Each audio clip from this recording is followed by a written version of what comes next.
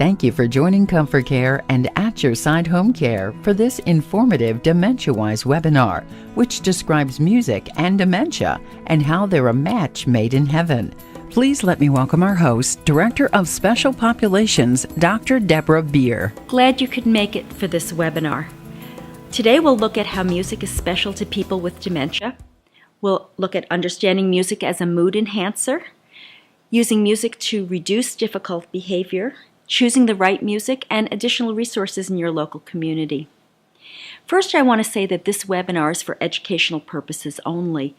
The information provided is not intended to be diagnostic or to serve as a substitute for actual medical advice.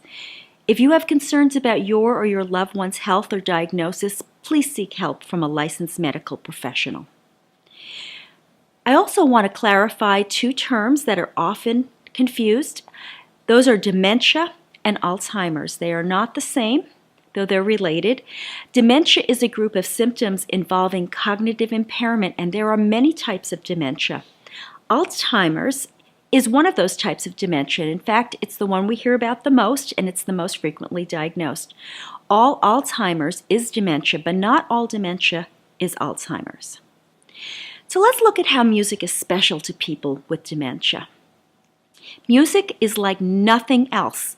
It engages our brains in ways that nothing else does. It causes more engagement in different parts of our brains than any other art or any other activity, particularly if you're playing music, not just listening to it.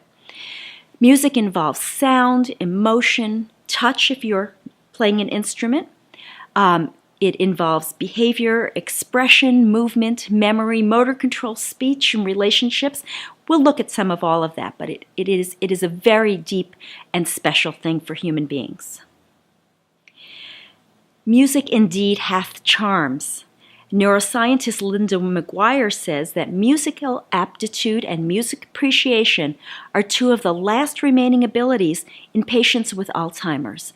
And neurologist and author Oliver Sacks says music evokes emotion, and emotion can bring with it memory.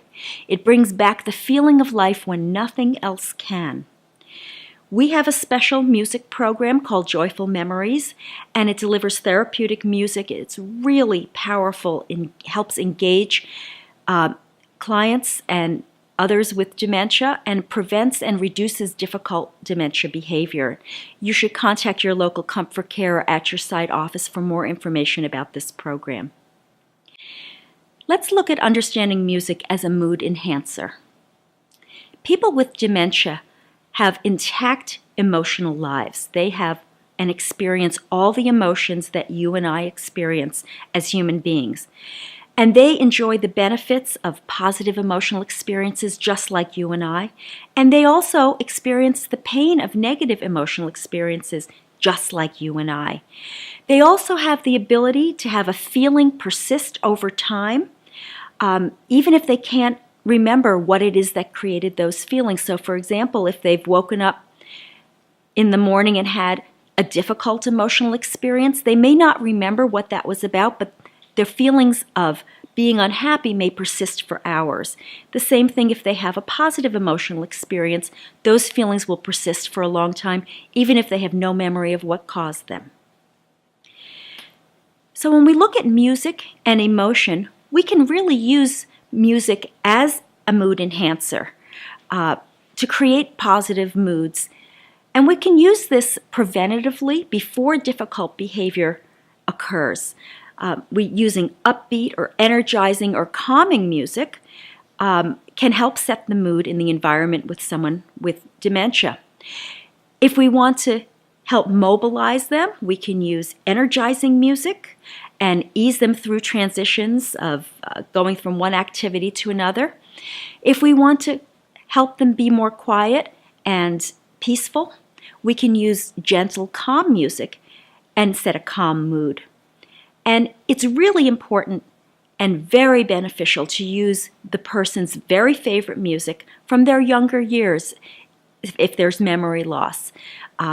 When there's short-term memory loss, they will remember things from the far past, especially between ages about 8 and 20. approximately. So dig out those old records and those old tunes that are favorites from those years. Music is also a shared experience if people are listening together. Whether they're discussing the music or engaging in the music or not, they're having a shared experience. So singing along with the person or with the music, whether the person's singing or not, listening together, dancing, maybe dancing in the chair if they're not on their feet, and keeping rhythm together is a shared experience, and that creates bonding and closeness. In the later stages of dementia, people often lose their ability to share their emotions and express warmth with those around them, so music can be a channel to do that. And music is really helpful for caregivers too. It increases the positive experiences that people have in caring for clients or loved ones. It makes caregiving easier and more pleasurable. And of course, if the person you're caring for is happier and calmer and more engaged, it's much better for the caregiver. There's better cooperation and acceptance of care. For caregivers, it helps relieve or prevent stress and burnout. And caregiver burnout is something to really keep an eye on and make sure that you're preventing and keeping ahead of. In short, everyone in the care situation can benefit from the use of music. Let's talk about using music to reduce difficult dementia behavior. Now, the perfect time to start with using music as a mood enhancer is before difficult behavior has arisen. Set the mood, get the environment ready so that we'll see less difficult dementia behavior. Now, it's possible that not all difficult behavior will be prevented. It may just be reduced in intensity or frequency. But it's important to remember that music alone may not be sufficient intervention with difficult behavior. It's something to try. It's one of your tools to use, but it may require a larger plan to intervene.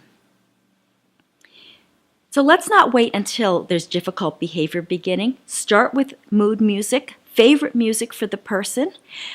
And any time that you anticipate difficult behavior, let's say there's a care task that is particularly difficult coming up later that day, you want to start early in the morning with favorite happy music all day long, or a little bit before, depending upon how difficult the behavior is normally. For example, if the person is upset about or embarrassed about your changing their adult briefs or helping them with toileting, people with dementia still have the ability to experience embarrassment around something like that. You might want to use music to distract them and to uplift the moment. Sing something fun, upbeat, or happy with them or to them, and make it a shared positive experience so that the toileting or the brief changing isn't the main activity that's going on. At times when difficult behavior is really intense, it may be that you have to be more strategic. Research shows that music, however, is one of the interventions that is better than antipsychotic medication for difficult behavior. In fact, antipsychotic medication is really not recommended for difficult dementia behavior. So when you're dealing with some intense behavior, it's best not to expect quiet, calm music to work right away because they're in a very agitated and energized state, and they may not actually be able to hear or perceive that music. So you want to introduce music and rhythm that match the person's intensity when you start out, and then slow it down and back off the intensity to calm and quiet.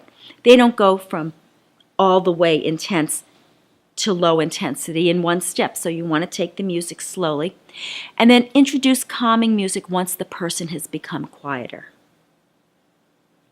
Let's talk about choosing the right music. What your favorite music is very personal to you, and what my favorite is personal to me.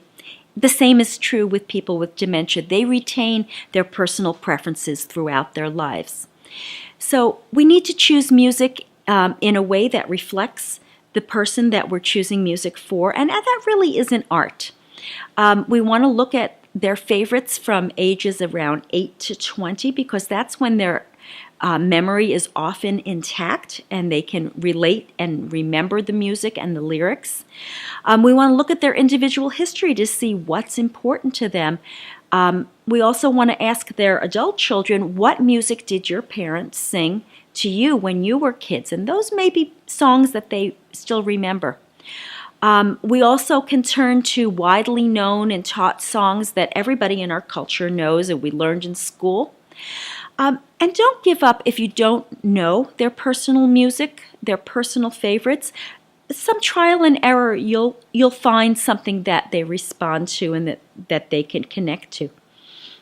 And it's really important as a caregiver for you to learn a few of their favorites so that you can take them right out and start singing them at a moment of distress or a moment before you think there's going to be distress to get them involved in something that they love. Let's look at some additional resources in your local community. How can we help? If you're a family member with someone with dementia or a healthcare professional who needs to manage dementia care or caregivers or families with dementia, our offices can assist with strategies and solutions for your dementia care challenges. Contact your local ComForCare or At Your Side office for information about our services. And if you'd like to learn more about DementiaWise and dementia care, there are many features that we haven't covered in this webinar. Look for DementiaWise presentations and family caregiver support groups in your local area. And you can sign up to receive free information about dementia care and other topics by visiting ComForCare.com or AtYourSideHomeCare.com. Thanks so much for joining us.